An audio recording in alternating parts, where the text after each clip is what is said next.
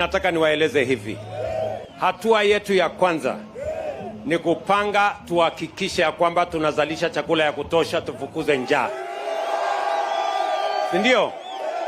Na mimi nataka niwashukuru watu wa Bungoma kwa sababu kaunti ya Bungoma ni kaunti moja Kenya ambayo iko na food surplus. Yaani nyinyi munazalisha chakula nyingi, hata mnatusaidia kulisha Wakenya wengine. Mimi nataka niwashukuru kwa sababu mulituuliza na mkaniambia mnataka gharama ya mbolea ipungue ndio wakulima wasaidike. Na mnajua hiyo kazi mimi nimefanya. Ile mbolea ilikuwa 7,000, sasa nimeteremusha mpaka 2,500. Na nikizungumza na nyinyi hapa leo, mbali na ile mbolea tulipata mwaka uliopita, saa hizi iko mbolea katika store ya cereals. Nimemwambia waziri anahusika tuhakikishe ya kwamba mkulima anapata mbegu, anapata mbolea, tuzalishe chakula ndio tufukuze njaa. Tunaelewana jameni? Na nyinyi ni watu wa akili mingi na wazalendo. Wakati wengine walikuwa wanaweka sufuria wakienda barabarani, nyinyi mulienda shambani. Saa hii Bungoma iko na chakula, wengine wanaongea maneno mingi. Wewe mtu ya Bungoma, nikuulize, hata kwa uganga ama kwa uchawi ama kwa dawa, ukiweka sufuria kwa kichwa ati bei ya unga itashuka chini? Sio ni ukumbavu? Ama ni ujinga? Ama ni yote mbili? So mimi nawashukuru sana. Mimi nataka niwahakikishie mpango yetu ni kuhakikisha ya kwamba ndani ya miaka 5 tumepunguza ile pesa tunatumia kuagiza chakula kutoka nje by 50%. Just imagine ati tunatumia pesa ya Kenya kulete mahindi, kulete sukari, kulete ngano, kulete mchele, kulete edible oil. Tunatumia bilioni 500 kila mwaka kulete hiyo chakula kutoka nje. Mimi nimesema mambo ya kuleta chakula kutoka nje itakoma, chakula yote tutazalisha hapa nyumbani. Ama mnasemaje watu wa Bungoma? Si ile pesa tungekuwa tunalipa wakulima wa nchi zingine, tulipe wakulima wetu hapa Kenya. That's what we must do. Sawa sawa.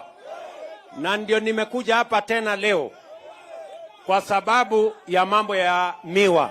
Nimekujia mambo ya miwa kwa sababu bado tunatumia pesa nyingi kuagiza sukari kutoka nje, na tuko na wakulima wanahangaika. Mkulima anapeleka sukari yake pale, anapeleka miwa yake, anangojea mwaka moja hajalipwa. Hiyo ni ungwana? Leo mimi nimekuja na pesa ya kulipa wakulima wote. Lakini mimi niko na maswali. Si ndio? Mimi niko na maswali. Kwa sababu nimechukua pesa ya serikali kuja kulipa miwa ya wakulima wa Bungoma. Swali ile mimi niko naye ni hii. Miwa ya mkulima alipeleka Nzoia ilienda wapi? Ilichukuliwa na nani? Siko maswali hapo? Niwaulize hao watu ama nisiwaulize? Hawajalipa mkulima, hawajalipa wafanyikazi. Sasa hii mnafikiri tuendelee na hiyo style? Hapana. Nimeambia hii watu wajipange. Nimesema Kenya hii wakora, wafisadi, wezi, mambo yao ni matatu. Ama mnasemaje? Mnataka tuendelee kubembelezana na hii watu? Mnataka tuendelee kubembelezana na hawa? Tuwasafirishe? Bwana, hatuwezi kuwa tunafanya maneno hiyo miaka hiyo. So mimi napeleka maneno huko. Tuko pamoja? Ya pili, mimi nimekuja tena kuanzisha mpango wa housing hapa Bungoma. Nyinyi vijana, nataka munisikize. Munisikize kwa makini. Vijana, munisikize kwa makini.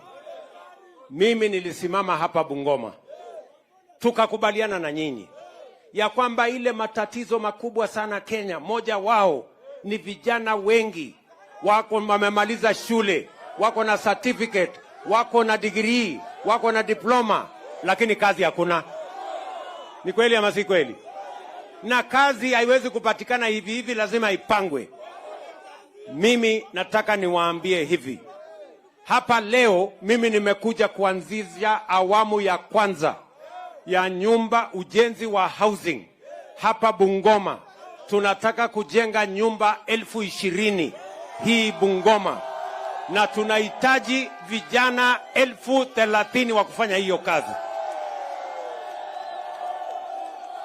Vijana wa Bungoma, muko tayari? Mimi nauliza nyinyi vijana, muko tayari kwa hiyo kazi?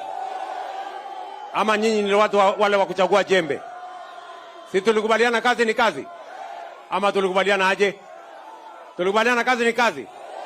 Hapa kwa hii mjengo, nasikizeni, hapa kwa hii mjengo tuko na kazi ya architect, engineer, quantity surveyor, plumber, electrician, carpenter, mason, steel fixer.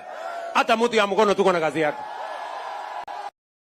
Wewe mtu ya hapa Kanduyi, utashindwa kujipanga na kazi moja kwa hiyo yote mimi nimesema? Si utajipanga? Ama namna gani? Mtajipanga na ajira? Vile vile hapa katika town yenu ya Bungoma tunaweka ICT hub kubwa ya vijana karibu 500, tuwapange na ajira ya mtandao inaitwa digital jobs. Huyu mjumbe wenu, huyu wakili huyu, si ndio?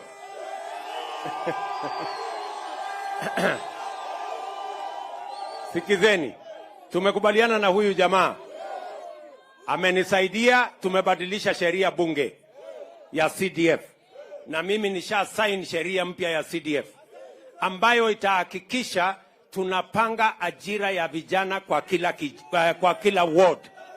Huyu mungwana atajenga ICT hub in the next 4 months. Mheshimiwa, ICT hub hiyo imekuwa tayari.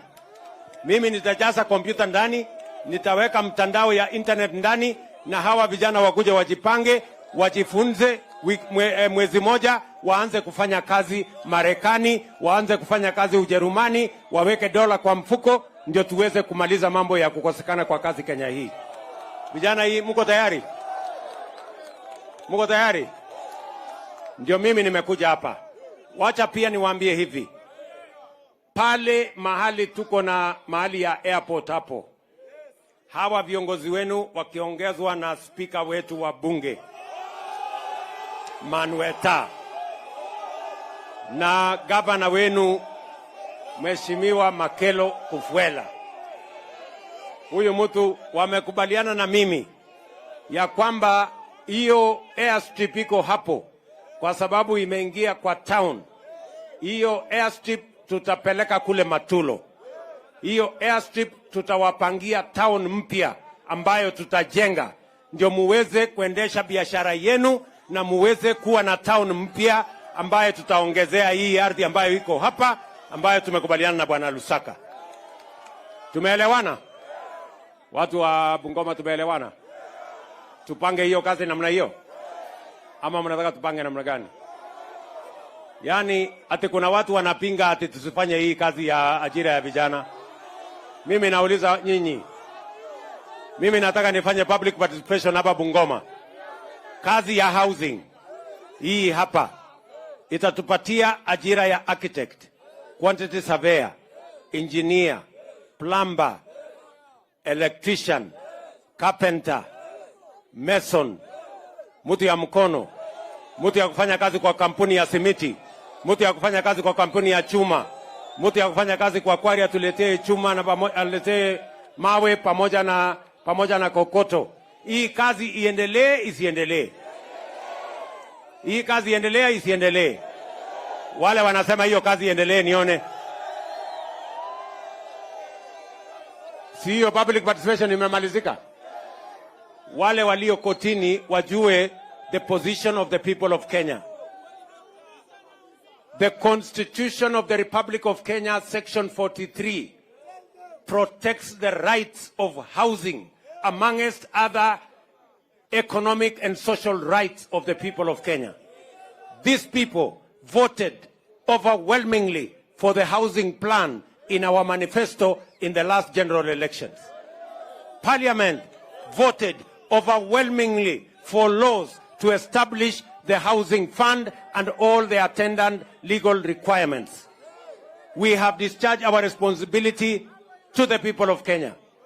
Therefore, we want to continue to give an opportunity to millions of young people to earn an income through jobs in this program. Tunakubaliana jameni?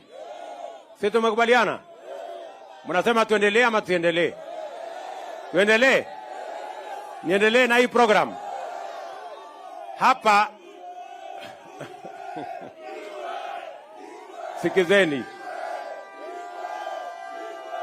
Hapa nyamazeni kidogo. Hapa tuko na nyumba awamu ya kwanza. Katika huu uwanja tutajenga nyumba 3,000 in this field. Pale mahali nimewaambia tutaenda kujenga nyumba zingine 3,000 pale. Hii Bungoma tunajenga a total of 20,000 housing units. Kwa sababu pia tunataka kuokoa shamba ile tunatumia kuzalisha chakula isikatwe tena, tuweze kuishi hapa, shamba ipatikane ya kulima chakula, tuweze kuondoa njaa katika taifa letu la Kenya. Watu ya Bungoma tumeelewana jameni? Wambulile kabisa. Sasa wacha nichukue nafasi hii kabla wetaja sema. Si mnajua miko na jamaa ananisaidia hii kibarua? Anaitwa nani?